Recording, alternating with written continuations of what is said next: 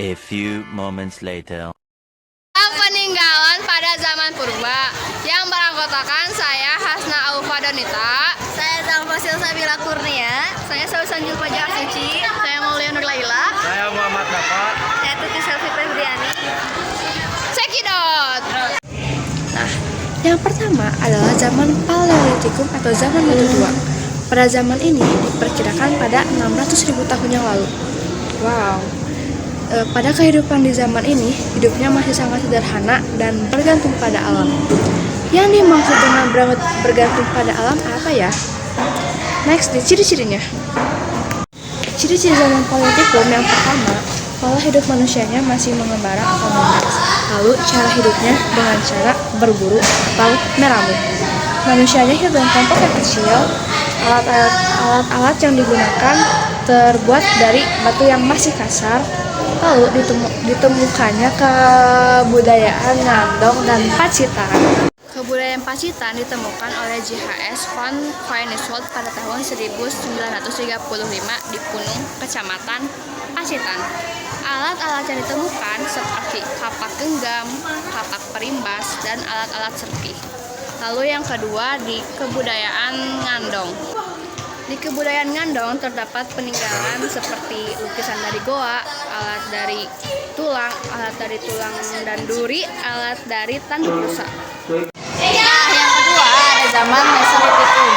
Zaman Mesolitikum merupakan zaman batu yang berlangsung antara zaman Paleolitikum dan zaman Neolitikum. Di zaman ini manusia sudah hidup semi menetap di goa-goa dekat sungai. Makanya manusia di zaman ini banyak ninggalin kiokenmodinger atau sampah dapur yang berupa kulit-kulit kerang yang sekarang banyak ditemuin di daerah pesisir pantai timur di Pulau Sumatera.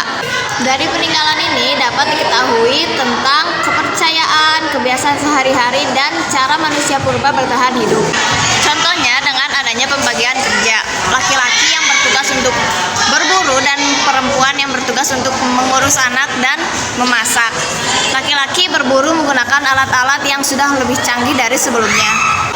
Salah satunya ada serpivilah yang berkembang di Indonesia bagian timur. Sementara itu, perempuan yang bertugas untuk mengurus anak dan memasak. Di zaman ini, api pertama kali ditemukan. Maka dari itu, memasak merupakan kegiatan yang baru di zaman ini. Mereka menggesek-gesekkan batu hingga akhirnya mengeluarkan api.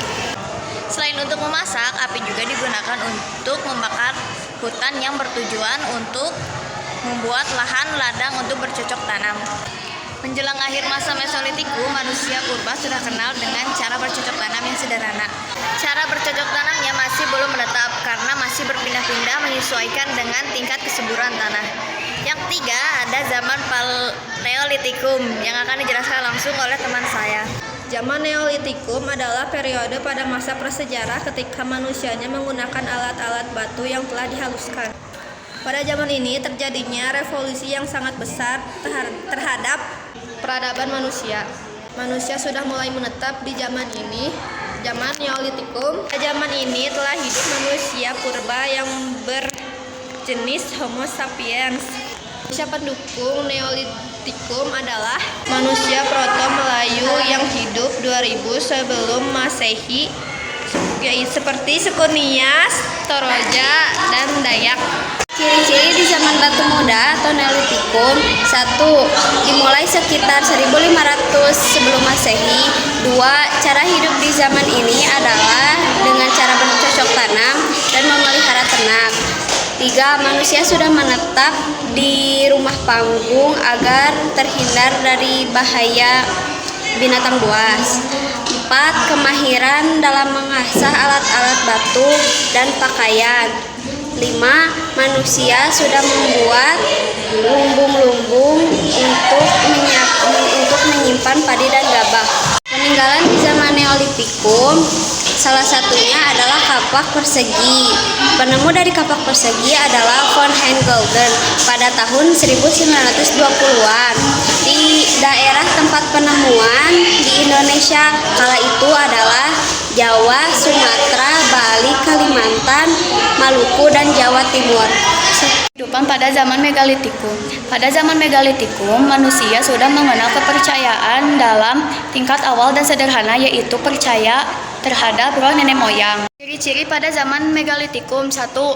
Masyarakat mengenal dan meninggalkan kebudayaan yang terbuat dari batu besar. 2. Berkembang dari zaman neolitikum hingga zaman perunggu. 3. Masyarakat mengenal kepercayaan animisme. 4. Masyarakat mengenal teknik bercocok tanam dan berternak. 5. Masyarakat menerapkan tradisi gotong royong. Peninggalan zaman megalitikum. Dolmen ditemukan di Banjar Bondowoso, digunakan sebagai tempat keramat atau tempat duduk kepala suku.